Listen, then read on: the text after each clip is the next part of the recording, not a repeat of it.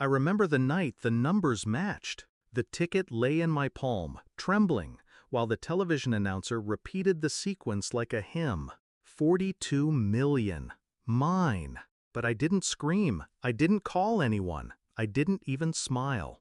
Instead, I folded the ticket neatly into my wallet and whispered to myself, "This is the moment everything changes." And it did. You'd think the first instinct would be joy. Mine was suspicion, because I knew exactly how my family operated. I had seen it too many times, how they measured love in dollars, how quickly affection turned sharp when you had nothing to give. So I kept silent.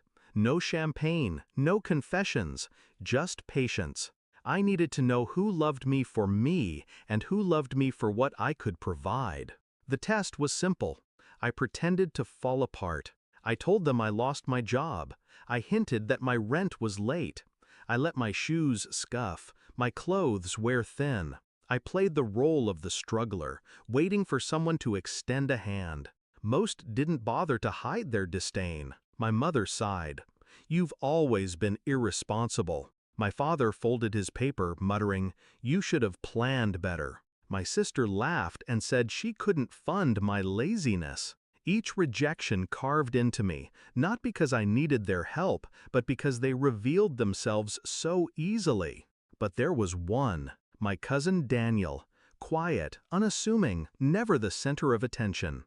When I mentioned my rent, he didn't lecture. He didn't judge. He just reached into his wallet and pressed a crumpled $200 into my palm. "Pay me back whenever you can," he said, his eyes steady, his tone casual. He didn't have much. He worked double shifts at the hospital, barely enough for himself. Yet he gave without hesitation. No strings, no performance, just kindness. That was the moment I decided.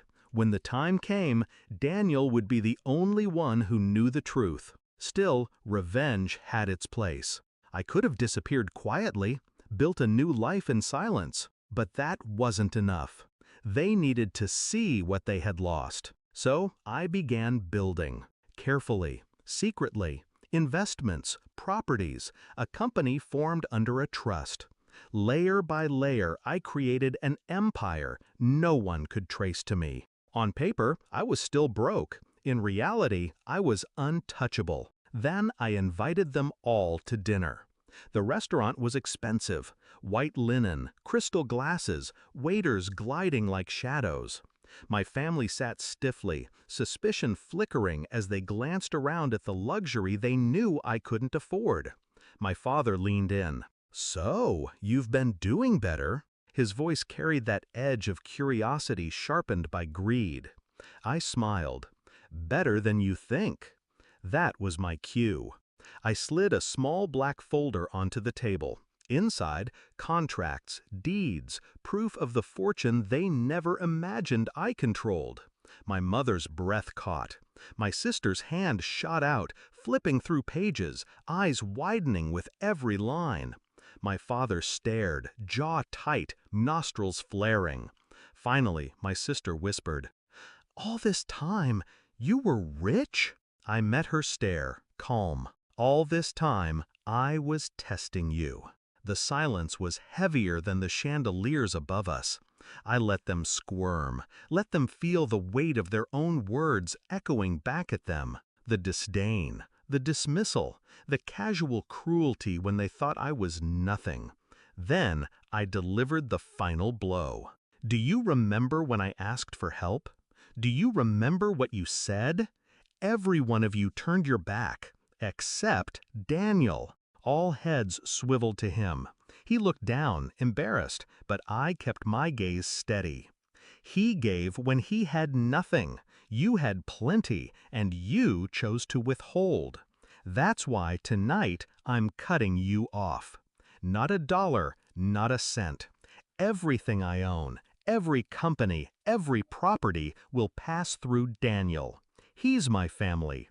The rest of you, just strangers who share my blood." The color drained from their faces. My mother stammered, reaching across the table.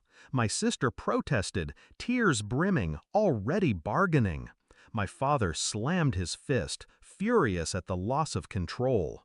But I just sat back, watching them unravel. Because this was never about the money. It was about truth. And truth, once revealed, is merciless. After dinner, I pulled Daniel aside, pressed a set of keys into his hand.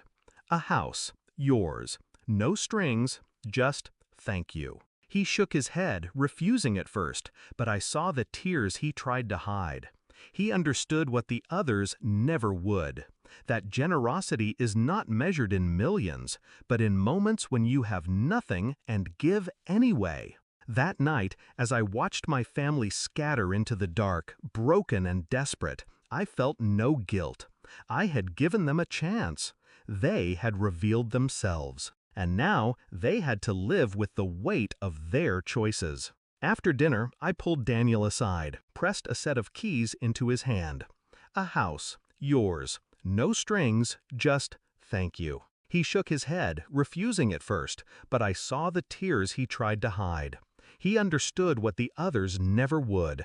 That generosity is not measured in millions, but in moments when you have nothing and give anyway. That night, as I watched my family scatter into the dark, broken and desperate, I felt no guilt.